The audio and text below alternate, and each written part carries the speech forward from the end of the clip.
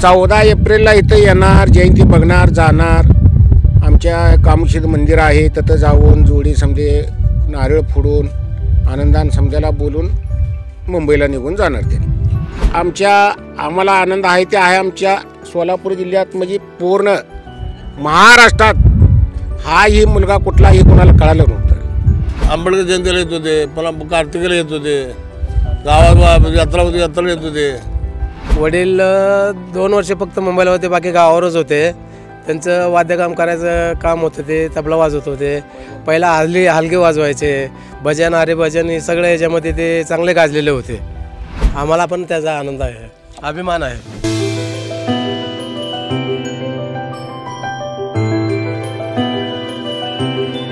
महाराष्ट्रातील उज्ज्वला आणि विठ्ठल दुधाप्पा कांबळे या दाम्पत्याची पूजेसाठी निवड झालेली आहे. आज आपण त्यांच्या गावात आलेलो. हे गाव म्हणजे सोलापूर जिल्ह्यातील मोहोळ तालुक्यातील कोरवली हे गाव आहे. त्यांचे भाव आणि त्यांचे काही चुलते आपल्यासोबत आहेत. आपण त्यांच्याशी बातचीत करणार आहोत. सुरुवातीला आपण त्यांच्या भावाकडून त्यांच्या कुटुंबाची माहिती घेणार आहोत. काय सांगाल, किती जण भाऊ आहेत आणि मुंबईला कधी गेले होते?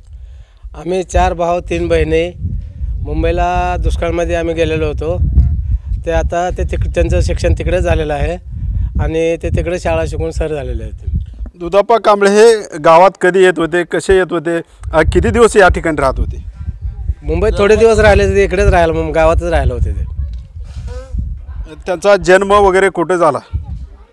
तर सरांचा जन्म मुंबई आपल्या गावातच झाला. सध्या आई वडील वगैरे कुठे असतात? आई वडील स्वर्गवासी झालेले आहेत आणि विठ्ठल दुधाप्पा कांबळे मुंबईलाच असतात. आता विठ्ठल दुधाप्पा कांबळे यांना काही शेती वगैरे इथे असतात का? हां, शेती आहे ना त्यांना. ते कधी येतात का शेती बघण्यासाठी वगैरे? नाही, कधी तर वर्षातून एकदा येतात. आपल्यासोबत काही वयस्कर मंडळी देखील आहेत. जे विठ्ठल दुधाप्पा कांबळे आहेत, त्यांच्या वडिलांचा प्रवास कसा राहिला हे देखील आपण जाणून घ्यावं. काय सांगाल, विठ्ठल दुधाप्पा कांबळे यांच्या वडिलांचा कसा प्रवास होता? दुधाप्पा उत्तम कांबळे त्यांचा प्रवास म्हणजे येणं जाणं होतं. गावाला येत होता, जात होता. गाव कोरले गावात त्याचं, आणि गावात चांगला संबंध बी आहे त्याचा. आणि चांगला असताना ते मध्ये दुष्काळ टायमात मुंबईला गेले त्याने. काय मुंबईला गेलं तर मुलगा त्याचा कुठं काय झाला म्हणतो, मला काय सांगता येणार नाही. आणि त्याला राम मंदिर तर येणार आहे. तुम्ही काय त्याचे काय तसे घ्या, चांगलं चांगली व्यवस्था करा. लक्ष द्या. गावात कार्यक्रमाच्या कोणकोणत्या कार्यक्रमाच्या निमित्ताने ते येत होते? गावात आंबेडकर जयंतीला येत होते, पुन्हा कार्तिकीला येत होते. गावात यात्रा होती, यात्रेला येत होते. आणि ते यात्रा करून जात होते. मग 4 आठवडे गावाला शेती आहे, इथं गाव आहे, घर आहे त्याचं. आणि घरचा समोर चांगला होता, येतं चांगलं. ते आमचं पाहुणला देते नाही, कांबळे आडलाव आमचं तिथे आडलाव. आपल्यासोबत आणखीन काही वयस्कर मंडळी आहेत. काय सांगाल दुधाप्पा कांबळेबद्दल?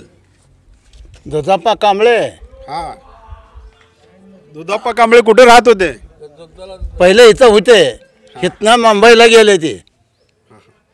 दुधाप्पा कांबळे, तुम्ही आंबेडकरी जयंती साजरी करत होता का? होत होती की. हां, किती साली करत होता? हां, किती साली? काय मग किती साली? किती वर्ष केला जयंती मिळून? मिळलो ना, हा, 4-5 वर्ष केलं की. पुन्हा ते आता मी सगळं ठकून गेलेलं आहे, बंद केलं आहे. आता बाकीची करते ती. कोण अध्यक्ष होतं त्या काळात? त्यावेळेला मीच होतो. दुधाप्पा कांबळे काय होते? वाजवणार तबला वाजवणार. आपल्यासोबत काही आणखीन विठ्ठल दुधाप्पा कांबळेंचे भाव देखील आहेत. काय सांगाल तुमच्या कुटुंबाबद्दल? किती जण तुम्ही भावंडात? वडील किती दिवस गावात राहिले? आम्ही 4 भाऊ 3 बहिणी आहोत. वडील 2 वर्ष फक्त मुंबईला होते, बाकी गावावरच होते. त्यांचं वाद्यकाम करायचं काम होतं, ते तबला वाजवत होते. पहिला हलगे वाजवायचे, भजन हरिभजन हे सगळे याच्यामध्ये ते चांगले गाजलेले होते. कुटुंबाचा उदरनिर्वाह कसा चालत होता? हे हलक्याचा जरा होता त्या टायमाला. वडील एकटे कमवायचे. आम्ही लहान असताना कुठं कामधंदा नसायचा, वडील जिकडे तिकडे लागेल तिकडे करायचे. शेतीचं इकडे तिकडं बघत होतं कसं तरी.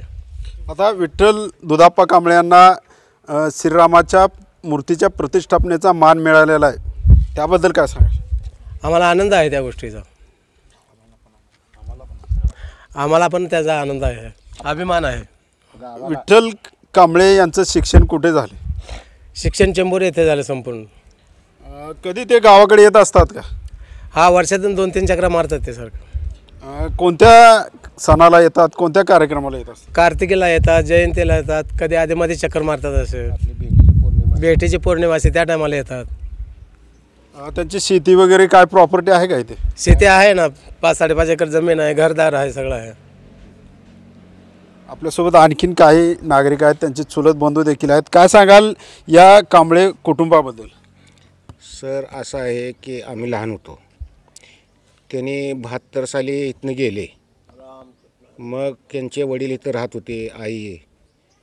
परत त्याने चांगलं मास्तर झाल्यानंतर त्यांनी मुंबईला नेल्यानंतर पाऊस काळ जादा झाला.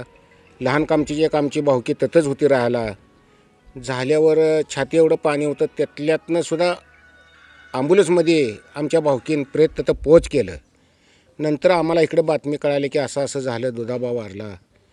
मग ते मास्तरचा आम्हाला फोन आले, सांगितलं असं झालं तसं. मग आम्हाला येऊ नका म्हणले, इथं यायजोगतं काही हे नाही. ठीक आहे भाऊ म्हणलं. मग रात्री आम्हाला बातमी कळाली, आली आमचे सिद्धू मामाने आले तेवढ्या रातच्याला.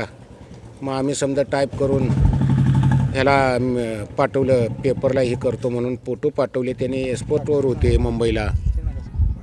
मग इथे आंबेडकर जयंतीचे कार्यक्रम वगैरे होत असतील, त्या कार्यक्रमाला विठ्ठल कांबळे येत असतात का? 14 एप्रिलला इथं येणार, जयंती बघणार, जाणार. आमच्या कामशेत मंदिर आहे, तिथं जाऊन जोडी समजे नारळ फोडून आनंदान समजायला बोलून मुंबईला निघून जाणार. त्यांनी विठ्ठल दुधाप्पा कांबळे जे आहेत त्यांच्या वडिलाबद्दल काय सांगता येईल का? त्यांचा वडील पूर्वी आम्ही लहान लहान होतो, त्यांचे 3 भाऊ भजन मंडळी, माझा चुलता, ही असं आमचं कुटुंब होतं. भारुडकर ही समजे अशी त्यांचा एक टापू होता आमच्या घरचा टापू होता. आणि ते कुठं जाईल तर त्यांचं ते वाद्यकाम, भजन मंडळी, ह्या पकवाज वाजवणाऱ्याला एक नंबर ही दुधाबा कांबळे.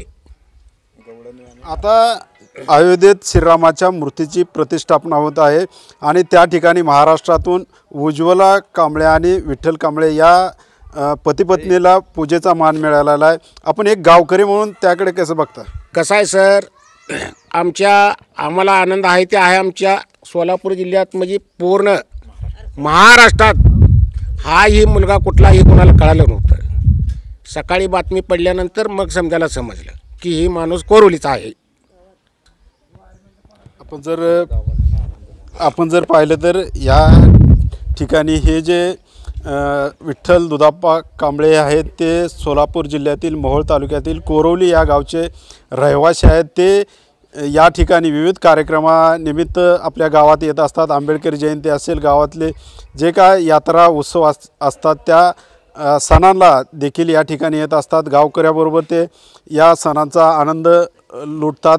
आणि आता या जे विठ्ठल कांबळे आणि त्यांची पत्नी आहे त्यांना अयोध्येत श्रीरामाच्या मूर्तीची प्रतिष्ठापना होत आहे. तेथे त्यांना महाराष्ट्रातून पूजेचा मान देखील मिळालेला आहे. त्यामुळे हे जे गावकरी आहेत, त्यांचे चुलत बंधू आहेत, चुलते आहेत, त्यांना अत्यंत आनंद झाला असल्याचं त्यांचं म्हणणं आहे. Ashok Kamble, max, Maharashtra news, Solapur.